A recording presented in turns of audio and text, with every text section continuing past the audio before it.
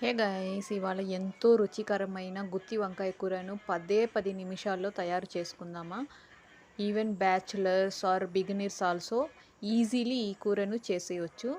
So దీనికోసము ఒక ప్యాన్ని వేడి చేసి అందులో కొద్దిగా వేరుశెనగలు, ఎండు కొబ్బరి, ధనియాలు, జీలకర్ర వేసి వేయించుకొని ఒక మిక్సీ జార్లో తీసి పక్కన పెట్టుకోండి.